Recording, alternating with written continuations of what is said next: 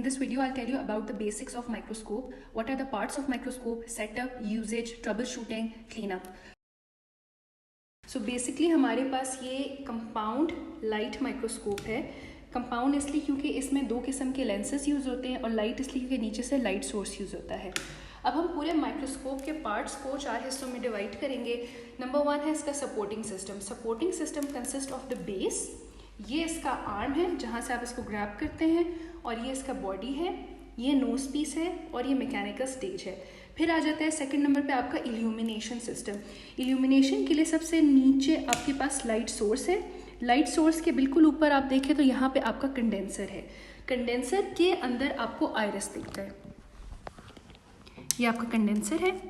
Condenser का मकसद ये होता है कि जितनी भी नीचे से लाइट स्ट्रेट आ रही है उसको गैदर करके एक जगह स्पेसिमेन पे फोकस करना होता है। और कंडेंसर को आप ऊपर नीचे कर सकते हैं, यहाँ पे इसका नॉब होता है। तो अगर आप देख रहे हैं मैं ऊपर कर रही हूँ, ये बिल्कुल ऊपर आ गया, और इसको अपनी तरफ रोटेट करें तो फिर ये नीचे आ गया। कंडेंसर के साथ आपको एक ये नॉब नज़र आ रहा होगा। इसका मकसद ये होता है कि आयरस को क्लोज और बंद करे। ये रेगुलेट करता है amount of light entering in the object. फिर आ जाता है आपका मैग्नीफिकेशन सिस्टम, जिसमें सबसे पहले ये आई पीस आता है। अगर आप आई पीस को देखें तो इसमें 10x का लेंस यूज़ होता है। एक मैग्नीफिकेशन यहाँ पे होती है और दूसरी मैग्नीफिकेशन आपकी इस लेवल पे होती है। इसको हम कहते हैं ऑब्जेक्टिव लेंसेज। तो आप ये देखें, एक ये 4x ऑब्जेक्टिव लेंस है, फिर आपके पास सेकंड आता है 10 पावर का, फिर उसके बाद आपके पास आ जाता है 40 पावर का, and then you have 100x जिसको हम ऑयल इमर्जन लेंस भी कहते हैं।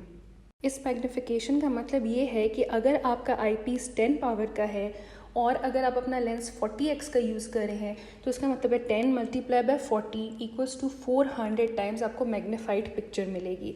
तो सिमिलरली ये 10x है, और अगर आप यहाँ पे 10 की पावर यूज़ करें तो डैट मीन्स आपको 100 टाइम्स ज़्यादा मैग्नीफिकेशन मिलेगी। फिर हमारे पास एडजस्टमेंट सिस्टम आ जाता है। एडजस्टमेंट सिस्टम में हमारे पास ये जो बड़ा वाला और आउटर नॉब है, इसको हम कहते हैं कोर्स एडजस्टमेंट। ये आपको नेकेड आई से दिख सकता है। अब जैसे मैं इसको मूव कर रही हूँ तो आप देख सकते हैं कि स्टेज मूव होता हुआ नज़र आ रहा है। ये स्टेज नीचे जा रहा है और इस तरह मूव कर रही हूँ तो स्टेज आपका ऊपर आ रहा है। सेकेंडली आपके पास होती है फाइन एडजस्टमेंट। ये वाली जो एडजस्टमेंट है ये आपको नेकेड आई से नहीं नज़र आएगी, ये आपको आई पीस जब आप लेंस देखेंगे आपको तब नज़र आएगी। एक नॉब आपके पास नोज पीस के ऊपर होता है। अगर तो आप इसको थोड़ा सा लूज़ कर दें तो आपकी जो आई पीस की बॉडी है वो लेफ़्ट और राइट पे मूव करती है। तो you have to make it tight before using it ताकि ये मूव ना कर सके। बेसिक सेटअप आपने इस तरह करना है। After plugging in the microscope in the switch board, turn on the microscope. उसके बाद ये आपको एक इल्यूमिनेशन बार नज़र आ रहा होगा, जिसको आगे करने से लाइट फुली इंक्रीज़ हो रही है और पीछे करने से फुली डिक्रीज़ हो रही है। तो आपने मीडियम टू हाई के दरमियान में अपनी लाइट सोर्स रखनी है। आपने अपने ऑक्यूलर लेंसेज को एडजस्ट करना है। ये मूवेबल हैं according to your eyes. The good thing is that if you wear spectacles और ग्लासेस तो वो आपको वेयर करने की ज़रूरत नहीं है, बिकॉज जो माइक्रोस्कोप का ऑक्यूलर लेंस है वो आपकी विजन को करेक्ट कर देगा। तो आपने अपनी आई साइड और आई साइज़ के हिसाब से इसको मेजर करना है। और आप यहाँ पे देख सकते हैं, वैसे तो इसका नॉर्मली 65 तक नॉर्मल रेंज होता है। फिर आपने ऑब्जेक्टिव लेंस को सबसे लोएस्ट पावर जो 4 है उस पर सेट करना है। उसके बाद जो आपका ये नीचे कंडेंसर है इसको डाउन करना है, और जो ये आपका बड़ा वाला कोर्स एडजस्टमेंट नॉब है आपने इसको स्टेज को फुली अप लेके जाना है। नाउ ग्रैब अ स्लाइड, और यहाँ पे आपको स्टेज पे क्लिप्स नज़र आ रहे होंगे। आपने अपनी स्लाइड को मेक श्योर ये करना है कि इसकी कवर स्लिप ऊपर हो, क्योंकि अगर कवर स्लिप नीचे होगी तो आपको स्पेसिमन ब्लर नज़र आएगा। So you have to make sure your cover slip is up. आपने अपनी स्लाइड प्लेस की, इसको स्लाइड किया बैक और आहिस्ता आहिस्ता क्लिप को रिलीज़ किया। लेकिन अगर आपने बहुत तेज़ी से क्लिप को रिलीज़ किया तो योर स्लाइड माइट ब्रेक। अब यहाँ पे आपको नीचे 2 नॉब्स नज़र आ रहे होंगे जो कि स्टेज को आगे और पीछे लेके जा रहा है, और ये लेफ़्ट एंड राइट पे रोटेट कर रहा है। तो अब आपको जो आपका स्पेसिमेन है बिल्कुल लाइट सोर्स के ऊपर और ऑब्जेक्टिव लेंस के नीचे लेके आना है। जब आप माइक्रोस्कोप में देखेंगे तो आपको एक स्लाइटली ब्लर इमेज नज़र आएगी। डैट मीन्स कि आपका स्पेसिमेन तो राइट साइड पे प्लेस्ड है। आपने यहाँ से कोर्स एडजस्टमेंट करनी है। आपने स्लोली क्योंकि स्टेज बिल्कुल ऊपर था, अब आपने आहिस्ता आहिस्ता स्टेज को नीचे मूव करना है until and unless you get a clear picture। ये देखें, मैं अभी स्टेज बहुत नीचे ले जा रही हूँ तो ये पिक्चर ब्लर हो रही है। अब मैं इसको थोड़ा ऊपर ला रही हूँ आहिस्ता आहिस्ता आहिस्ता आहिस्ता आहिस्ता, तो मेरी इमेज क्लियर होती जा रही है। Once my picture is clear, तो अब मुझे 4x से 10x पावर पे मूव करना है, और जब आपको ये टिक की आवाज़ आ जाए इसका मतलब आपका लेंस सही जगह पे है। Here it is। अब आपने ये कोर्स एडजस्टमेंट को बिल्कुल नहीं छेड़ना है, अब आपने सिर्फ फाइन एडजस्टमेंट करनी है। Let me show you, my image is blur now. Slowly मैं फाइन एडजस्टमेंट कर रही हूँ so that my pictures becomes clear. There you go। ये अब मैं 40x की पावर पे जा रही हूँ and let me show you, the image is blur. अब मैं सिर्फ फाइन एडजस्टमेंट करूँगी और मेरी इमेज क्लियर हो जाएगी। Just slowly moving the knob. Here you go। Magnified image मिल गई, तो जस्ट मैंने स्लाइड को left right up and down move करना है ताकि मैं स्लाइड के डिफरेंट एस्पेक्ट्स देख सकूं। जब आपका ऑब्जेक्टिव लेंस 4x की पावर पे था तो आपने बड़े नॉब के साथ कोर्स एडजस्टमेंट की और स्टेज को मूव किया।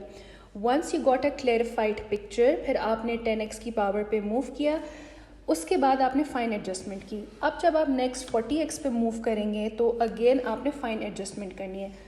Once you have achieved a clear picture on the 4x, no more touching of this big knob। Course adjustment आपने नहीं करनी। डैट मीन्स कि आपने स्टेज को नहीं हिलाना है। आपका स्टेज एक बार सेट हो गया, उसके बाद आप 10x पे करें, 40x पे करें, just do the fine adjustment and there you go with the clear picture. अगर आपने स्पेसिमेन 4 ऑब्जेक्टिव लेंस पे व्यू करना है तो आपका कंडेंसर बिल्कुल नीचे होना चाहिए, लेकिन अगर आप पावर को बढ़ा रहे हैं और आप 40x पे जाना चाह रहे हैं या 100x पे जाना चाह रहे हैं तो आपको अपना कंडेंसर फुली अप करना होगा, लाइक दिस, जो आपको स्टेज से यहाँ पे नज़र आए। Some common mistakes that people do are directly starting with the high power like 40x or 100x instead of starting with the lowest minimum power 4x। Second common mistake is that जब आप high power पे होते हैं like 40x और 100x, लोग क्या करते हैं कि कोर्स एडजस्टमेंट करना शुरू कर देते हैं, स्टेज को ऊपर नीचे कर देते हैं। इससे ख़तरा ये होता है कि आपकी स्लाइड टूट जाती है। Third common mistake is that जब आप माइक्रोस्कोप देखते हैं तो आपको इस तरह सिर्फ हाफ मून शेप नज़र आता है, आपको फुली राउंडेड पिक्चर नहीं नज़र आती। डैट मीन्स कि आपने लेंस को फुली तरह क्लिक किया ही नहीं। Now as soon as you hear the stick sound, now you know कि आपका लेंस प्रॉपरली एडजस्ट है, और तब आपको एक फुल सर्कल नज़र आएगा। फिर आपको पता है कि आपकी इमेज और आपका लेंस बिल्कुल इंटैक्ट है। ऐसा भी होता है कि आप इसको लेफ़्ट राइट मूव कर रहे होते हैं लेकिन आपकी स्लाइड मूव प्रॉपर्ली नहीं कर रही होती। इसका ये मतलब है कि आपने स्लाइड को प्रॉपर्ली क्लिक किया ही नहीं है। स्लाइड को प्लेस करें एंड देन उसको क्लिप करें। है कि आपने अपनी स्लाइड तो प्लेस कर दी, लेकिन जब आप आईपीस में देखते हैं तो आपको कुछ नज़र नहीं आता। फॉर दिस ये ज़रूरी है कि आपने अपने स्पेसिमेन को सेंटर ज़रूर करना है कि वो लाइट के ऊपर और लेंस के बीच में आ जाए, तभी आपको अपना स्पेसिमेन नज़र आएगा। भी हो सकता है कि आपका स्पेसिमेन बहुत लाइटली स्टेन्ड है या अनस्टेन्ड है, तो उसके लिए आपको लाइट डिक्रीज़ करने की ज़रूरत होती है। लाइट इंटेंसिटी डिक्रीज़ करेंगे ताकि आपको अपना स्पेसिमेन ईजीली विजुअलाइज हो जाए।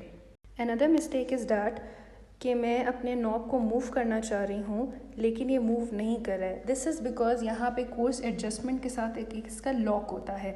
अभी ये लॉक है, जब मैं इसको नीचे प्लेस करूँगी तो फिर मेरा नॉब ईजीली मूव करेगा।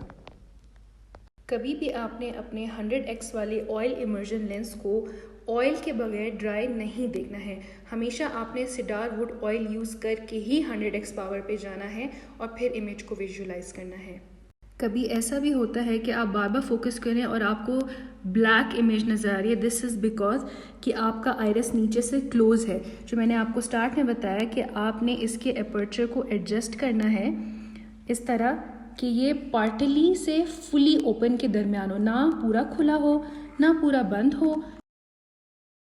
For example you are sitting in an exam और उसी 5 मिनट्स के टॉक स्टेशन में आपको माइक्रोस्कोप भी एडजस्ट एंड फोकस करना है और अपने स्लाइड की फाइंडिंग्स को भी डायग्नोज करके लिखना है। और आप इतना परेशान हो गए हैं कि मैं 10x जा रही हूँ, 40x जा रही हूँ, 4x जा रही हूँ, मेरी इमेज सब कुछ कर रही हूँ लेकिन मुझसे फोकस नहीं हो रहा है। Do not hesitate, start all over again.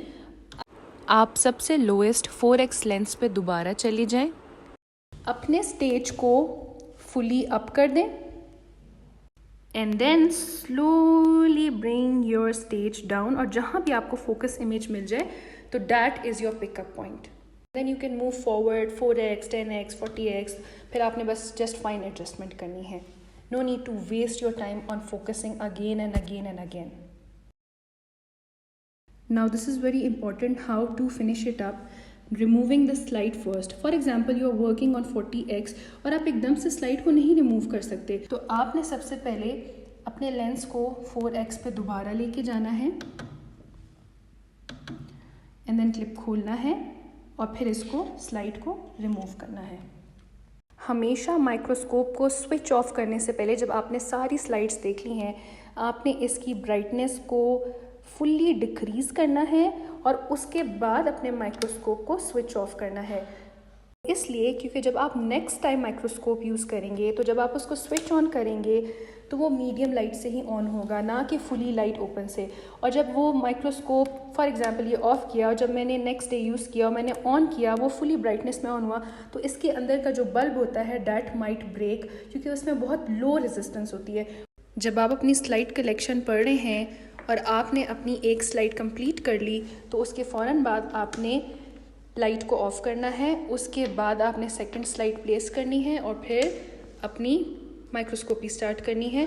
और जब दोबारा सेकंड स्लाइड भी हो गई तो आपने दोबारा इसको ऑफ़ करना है। जब आप स्विच कर रहे हैं आपने स्विच ऑफ़ करना है, माइक्रोस्कोप को कंटिन्यूसली ऑफ़ नहीं रखना है क्योंकि इसके भी मार्क्स कटते हैं।